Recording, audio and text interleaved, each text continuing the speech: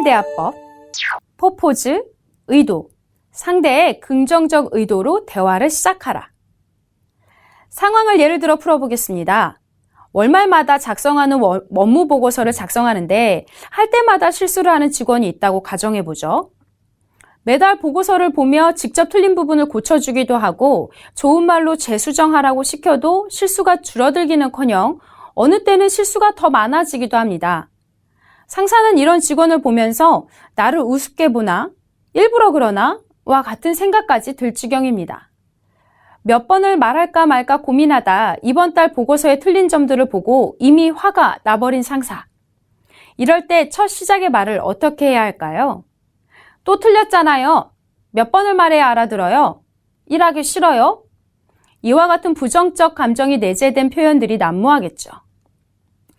이럴 때 상대방의 잘못 여부를 떠나 그 사람이 내적으로 지녔던 긍정적 의도를 먼저 읽어줍니다. 예를 들어 이번에는 완벽하게 하고 싶었는데 월말마다 작성하느라 힘들었을 텐데 일도 많은데 이것까지 하느라 신경 썼을 텐데 등 많은 표현이 있죠. 물론 화가 나 있고 자꾸 실수하는 직원이 미울 수 있겠지만 우선 이런 말을 함으로써 이루고자 하는 궁극적 목적이 무엇인지 잊지 말아야 합니다. 그리고 실수한 직원의 행동이 밉지 그 사람이 밉지 않다는 걸 기억해야겠죠.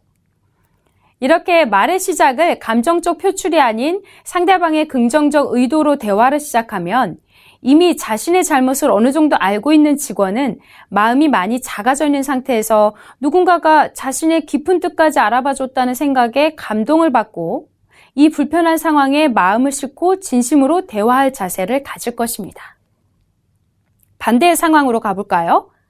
부하 직원의 입장에서 이해할 수 없을 정도로 업무를 맡기는 상사에게 안 되겠다 싶어 찾아가 말을 한다면 시작을 이렇게 할 수 있습니다. 팀장님, 제가 성장했으면 하는 마음의 업무를 주셨을 텐데, 또는 저를 믿고 맡겨주셨을 텐데, 또는 저에게 일을 주시며 기대하셨을 텐데 등 많은 긍정적 의도의 표현으로 시작할 수 있겠죠. 포엠 대화법, 옵저베이션, 관찰, 문제점을 관찰로 설명하라. 상대방의 긍정적 의도를 읽어준 다음 본격적으로 문제점을 말해야겠죠.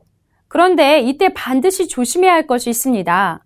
바로 나만의 편견과 왜곡이 섞인 생각을 마치 모두가 인정하는 사실인 것 마냥 말하며 상대방도 인정하기 바라면 안 된다는 것이죠.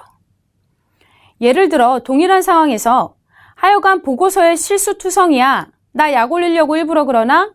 보고서 하나도 제대로 못하나? 등과 같은 표현들은 이 상황을 주관적으로 바라본 나만의 편견으로 상대방에게 말할 경우 행동을 개선하는 게 아니라 오히려 관계를 영원히 단절시킬 수 있습니다. 그렇기 때문에 우리는 상대방의 행동에 대해 말할 때 반드시 주관적 판단이 섞이지 않은 관찰의 언어로 말해야 합니다. 예를 들어 지난 3달간 보고서에 평균 5건의 실수가 있었어. 이번 보고서에 이 부분들이 잘못되었네. 또는 월간 보고서 업무를 맡긴 뒤 매달 수정 작업을 하고 있네 와 같이 표현하면 문제점 지적에 상대방도 인정할 수밖에 없습니다. 혹여나 나는 아직 부족해서 보고서 작성 실수는 좀 해도 돼 라고 생각하는 직원이라면 이런 표현을 통해서 더 이상 실수하면 안 돼, 상황이 심각해 라는 의사도 전달할 수 있고요. 반대의 상황으로 과다 업무에 괴로운 부하 직원은 상사에게 이번 주에 저에게 주신 2건의 업무는 또는 매주 금요일마다 퇴근 30분 전에 주시는 업무는 또는 현재 업무 잔여량으로 봤을 때 무엇은 등 비교 대상이나 숫자 등을 활용해 입장을 설명할 수 있겠습니다.